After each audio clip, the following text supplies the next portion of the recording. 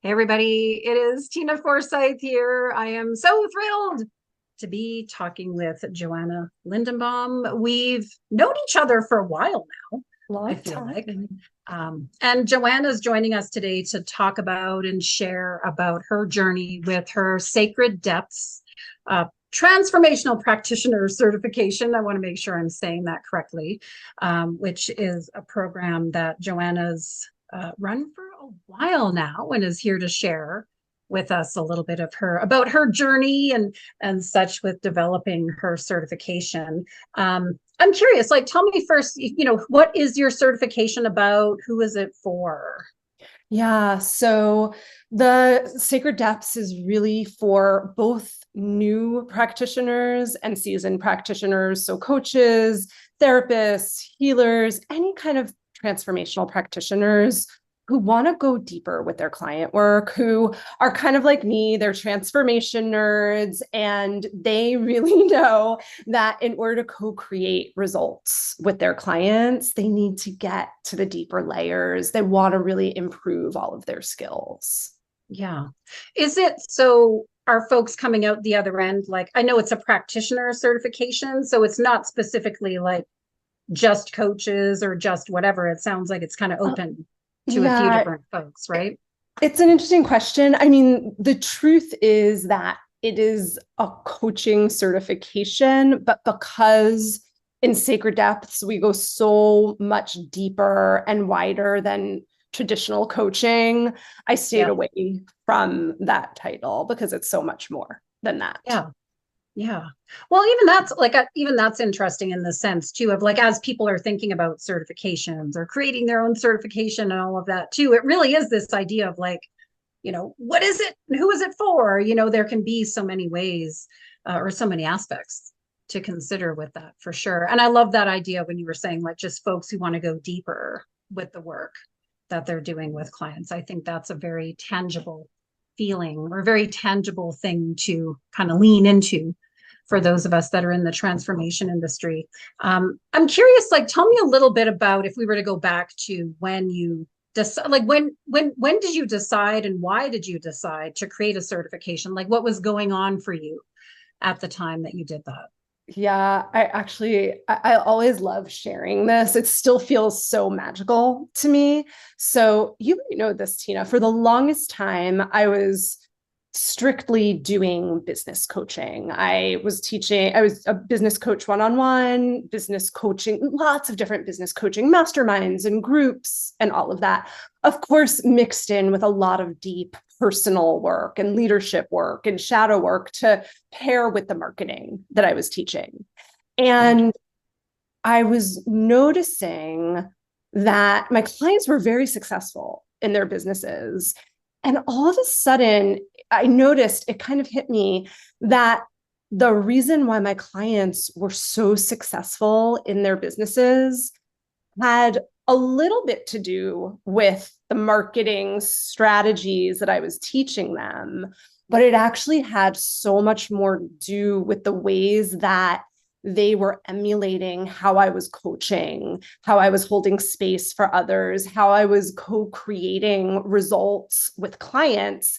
They were applying that into their own businesses. They were generating renewals because of how well they were doing with clients, referrals because of how deep they were going, and their reputation was skyrocketing because of it. And it was just this big light bulb moment of realizing that I hadn't even been conscious of it, but the whole time I had been teaching coaching skills, transformational skills, how to hold deeper space with clients. And as soon as I realized it, because as we often do when it's like, oh, that is it. Like that is the Yeah. I always felt aligned with the work that I was doing, but once that light bulb went off, it was like, of course, this is it. And the first thing I did from there wasn't a certification. It was actually an experiment. It was like a 5 week class on coaching and transformational skills. And I thought, maybe nobody from my community will want to show up. I don't know. And the program filled all of my clients and past clients who wanted me to start to break down even more what I had been modeling for them the whole Oh, time. yeah. Yeah. So they were, and I always find this it's so interesting when we kind of get to, when we naturally do what we're doing and then kind of have it like, well, wait a minute. This is the thing, I remember years ago, a coach saying to me too, it's like, charge the most for what comes naturally to Yes. you. And not to say that it's always just about charging the most and all that. There's other reasons for doing things too. But just, I remember at the time it was like this, like this mind blown thing. Cause I was like, oh, I've charged nothing for some of the for some of these things. But that insight too for you of like, hey, wait a minute, my clients are getting value from the business coaching piece, but they're actually getting maybe as much as or more value from like the starting to model the way that you had been coaching them and Yes. such too. That's very cool.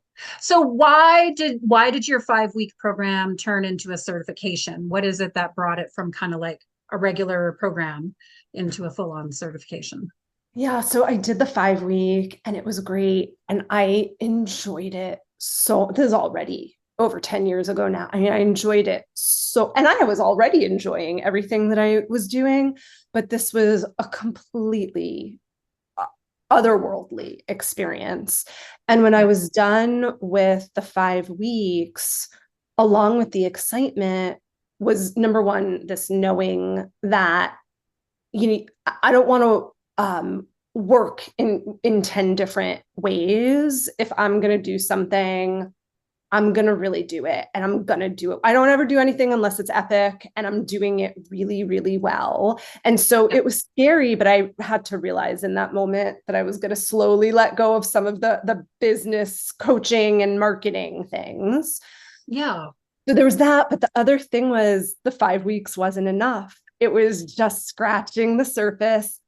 I had so much more that I wanted to teach, so many more techniques, so many more skills for practitioners. The ideas, because I'd been doing them all along, I just didn't realize I was doing them.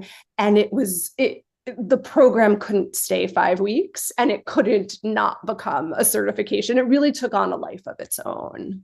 Yeah. Yeah. How long is your program? So it's 10 months. 10 months. Yeah. Yeah. Yeah. And even that too, like because even as you're talking about this, it's like, yeah, 5 weeks is a little, I guess it depends what somebody's getting certified in. Like certain maybe methodologies or very specific things can be delivered in a shorter time frame. But, a lot of times a real certification, especially something with like real depth to it and such too, like it can take time to deliver that, right? Absolutely. And that's, for anybody that's listening, that's thinking about doing a certification, like that's one thing that I would say, don't make your certification shorter just because you think it'll sell easier or because everything has to happen in a day in the Yeah. transformation or coaching industry. When you are putting together and offering a certification, part of your responsibility is to adequately train. Yes. Certifications are also trainings, to adequately train your students so that by the time they're done, they have mastery, they have ownership of all of the skills. And I see a lot of people out there just skimping, like you can do this in 3 weeks or whatever it is. Maybe for something small, yes, 5 weeks, but Yeah. take the time that it needs to do it the right way and to really train well. Yeah, well, and that leans into that piece. I know you and I are both fans of this aspect of like really being able to create a learning experience for someone that is going to be effective. I mean, we've been around this online space a long time, and for many years, I mean, people talk a lot about creating an online training program. And I always say with all the love in my heart, to folks these days is whether it's a training or a certification, right? But definitely for a certification or a licensing program, it's like you can't just slap up a couple of videos and expect people to know what they need to know and to learn it and to really like integrate it. Like there's a whole, I know you also teach facilitation and various other things and some of the work you do. Like it has to be a real, you use the word mastery, right? It's like there has to be a real, not just, oh, here's some information. Now you got Yeah, all the it steps and can't, pieces. right. Bye. It You know, can't, yeah, it yeah, can't be sharing information or lectures. yeah.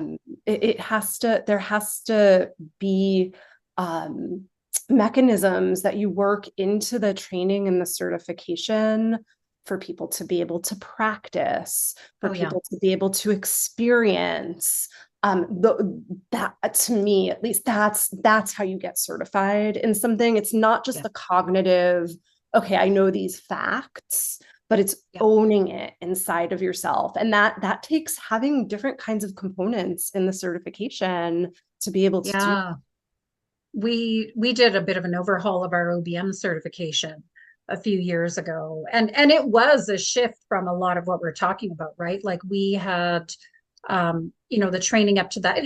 It's existed since 2009. So it's had all kinds of variations and formats and versions of it over that time. We've done it in this length, that length, live, whatever, we've done all kinds of variations of it. But one of the things we really shifted a few years ago was based on the idea of like how prepared and confident are people feeling when they're coming out the other end of the training, right? And so we added some things that were not in there in the same way before. We have facilitation, we have practicum, we have all kinds of different things that weren't in the program, and they weren't part of the experience in the same way before. And it just skyrocketed the way people were feeling coming out the other end. That's something we track very purposely, as people go through our training.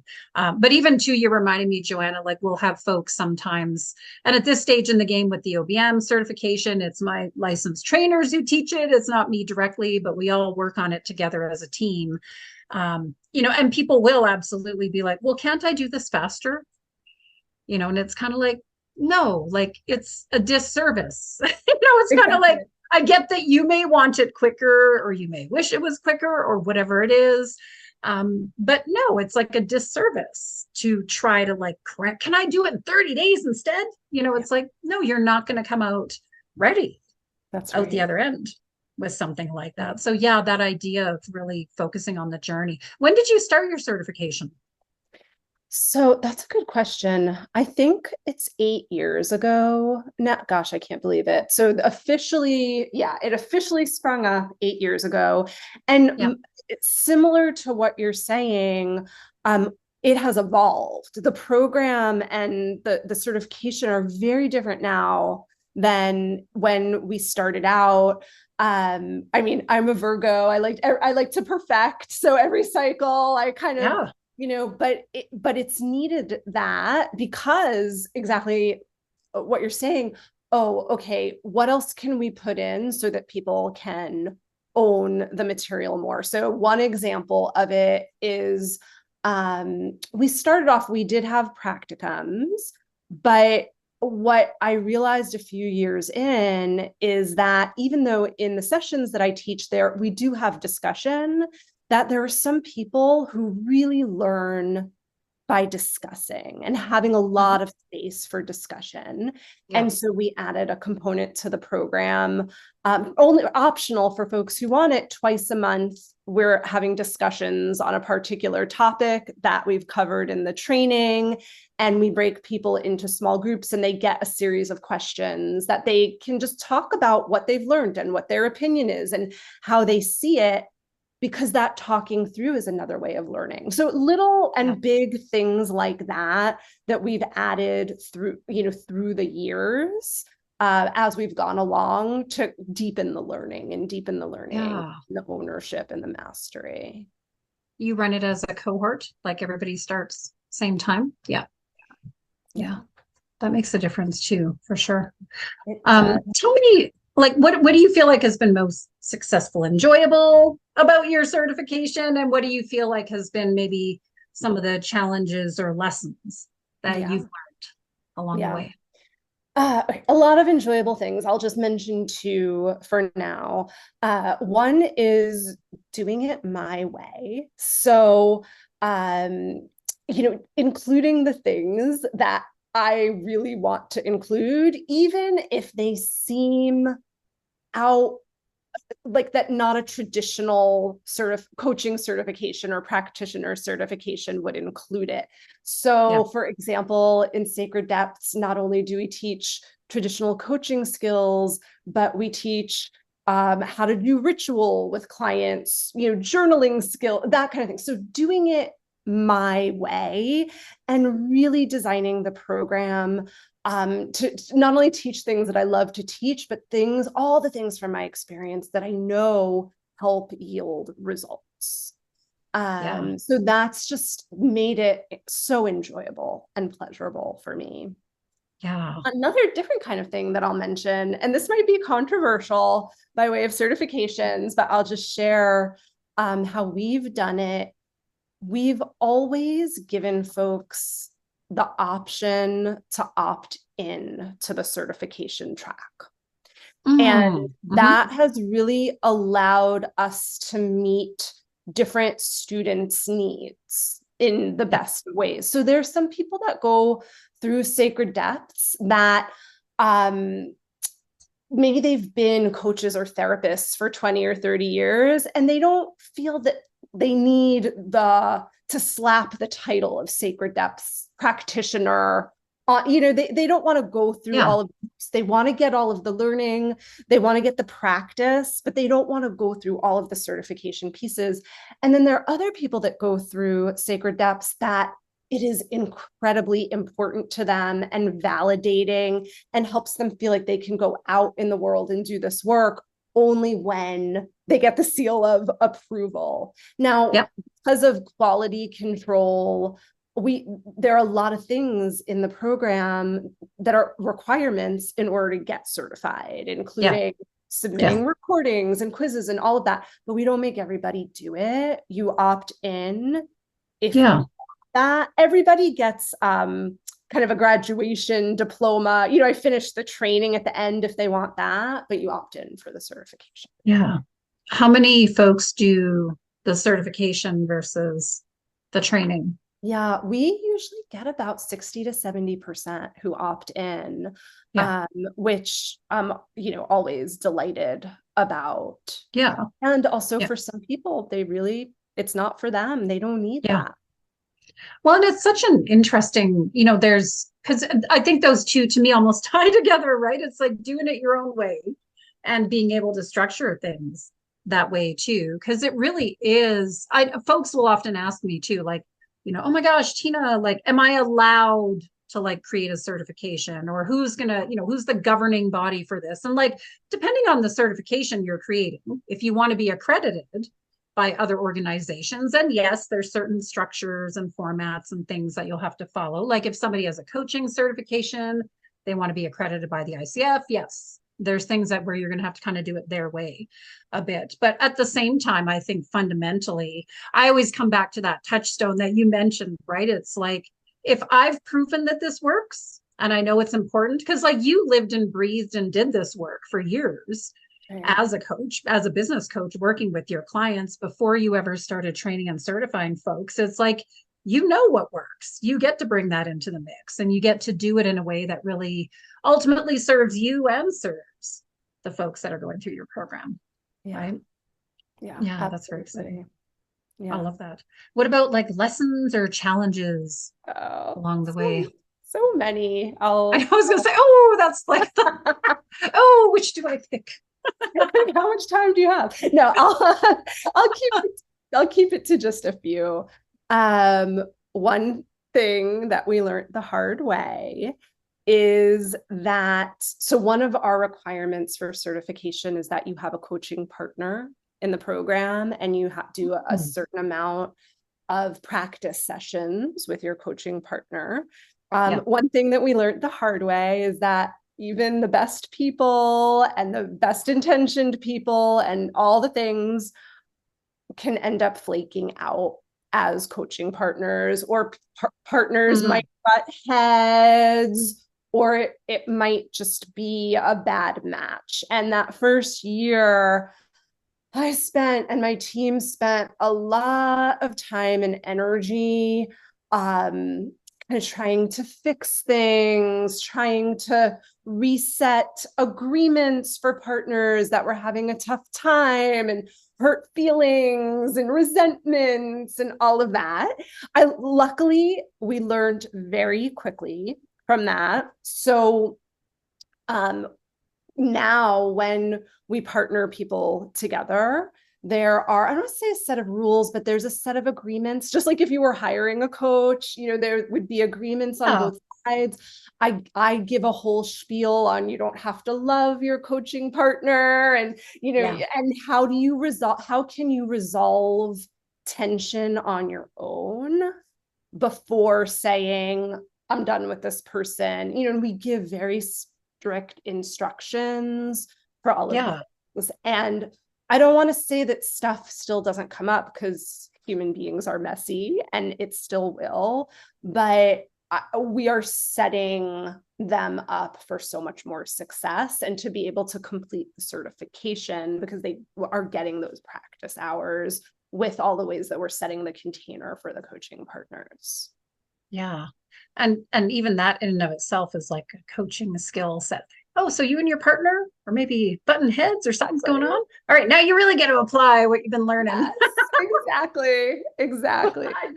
But even that too, Joanna, like we did something similar with our testing process in recent years, where at one point it was a little more, I don't know if I want to say loosey-goosey, but for lack of a better term, I'll say that, like very clear, like, here's the projects, here's what's required to pass, et cetera, et cetera. But the whole kind of container leading up to that was not as like tight as it could have been. And it was interesting to see, because we would have people come into, in our case, we do a certification week because it's very much a practitioner, hands-on type certification. When somebody's becoming an online business manager, we do it during certification week, where they get a series of projects. And people were coming into certification week almost too freaked out. It's natural to have a little bit of that, like test anxiety that I think we all get from, the school system we were raised in and all of that. That's a little natural. But people used to be like just full on like, what am I getting? I don't know what I'm expecting. Like it was almost a little extreme. But we've done some things similar to what you're saying, right? Where it's like, there's always things that can be tightened up and containers and tweaked and, all of that, and at the same time too, we do also, even that we always talk about our certification process too. It's like, yes, you need to pass the projects. Like that's how you earn your certification, but their experience of going through that and what comes up for them and how they handle things and all that too. It's like that, there's as much value in that for so many people when we debrief after the fact and such, as it is in just like, okay, yes, check, right, get things done, right? Yeah. And I'd say, yes, so many of my learnings in the certification revolve around those types of issues. So another, similar example is, one of the other requirements is to submit a recording with a client. And the truth is that we're really rigorous, and they get everything that they need in order to pass. But still, very good practitioners sometimes don't pass on the first recording. I feel like we're doing our students a favor by being uber rigorous, so that they can feel so confident going out into the world. So many learnings just around, how do I talk to people before they submit the recording to let them know, you might not pass the first time. It is normal. It doesn't mean you're a bad practitioner. We will tell you exactly what to tighten up. So I feel like every cycle we offered the program, and it's been 12, 13 times now, we tightened up each of those pieces more and more and more.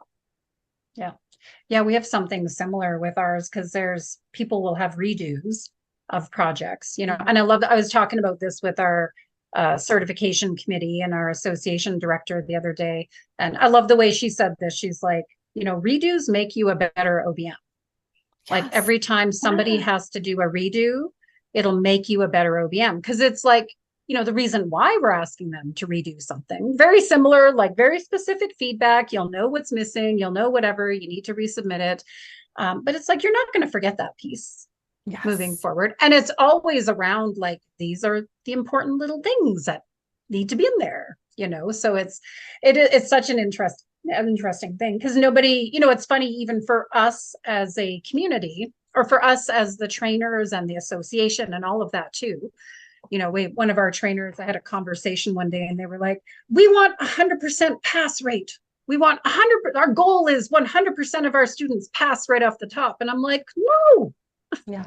I'm like, okay, I get what you're saying, like in a perfect world or whatever. Right. But even that's still the learning process. And it's like, don't put that on, first of all, don't put that on yourself as a trainer too, but like, don't put that on them either, because there's so much value in that. That's right. That's right. And it's so important to understand that. Yeah. And to not shy away from having rigorous requirements. Yes. Because you're worried that not everybody is going to pass. It is obviously not fun to tell someone they didn't pass on the first try. I'm not gonna lie. It's not fun. Yeah. But that shouldn't be a reason to not have high standards and to call the student to a higher standard and give them the feedback that they need to pass. We've never had anyone not pass on the second take. Specific feedback on it. Yeah. Yeah. High standards for sure. I think that's essential with the certification. Like if you're just letting people go through, that's like a rubber stamp certification then. Okay, you're going, and ultimately, who does that hurt? It doesn't serve them because they're not equipped to do their best work. It's not going to serve the brand. It's, there's all kinds of things with that. If you got the people pleasing stuff in you, I know I do, because that's been a tougher one over the years to kind of land with, right? It's like, I may disappoint somebody temporarily because of this, but ultimately it's going to be so much better for them down the road. And we do, 9.35 times out of 10, people do come back being like, okay, yes, this was great. I got it. It is a very positive experience for them, even though they didn't want to do it, up front. It's like, oh no, I have to redo, it's like, they don't like that. None of us like that, but it really is a good business move.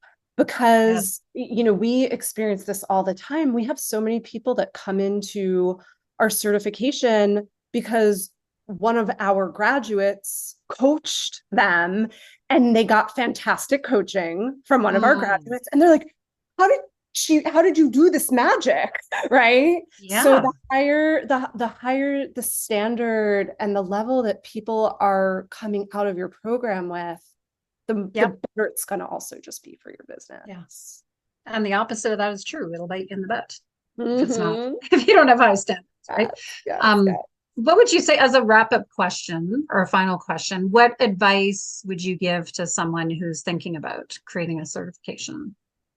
Yeah, I think if I were going to give one piece of advice, really the biggest, this is true for any kind of program that you offer, but particularly for a certification, have it be something that you are so passionate about because in order to put a certification together, to teach it, to certify people, you have to be willing to eat, sleep, and breathe it, to nerd out on it, and if you are not 110% wholeheartedly in love, like if you're just doing a certification because you think it's good for your business model or you should or whatever, it's not gonna work. You want it to be something that you love so much and that you're delighted to talk about a lot.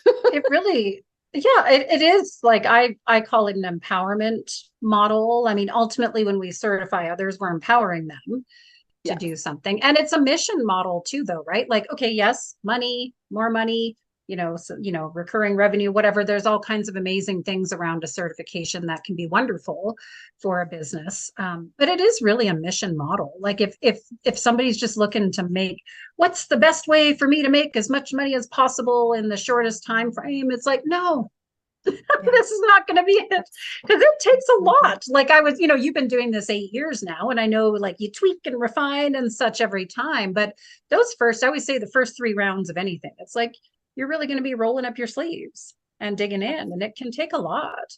Yeah. It can take a lot to bring it to life in a way. So yeah, there has to be a certain depth, when you use your words, there has to be a depth to the program that you're doing, for sure. With that, thank you so much for this, Joanna.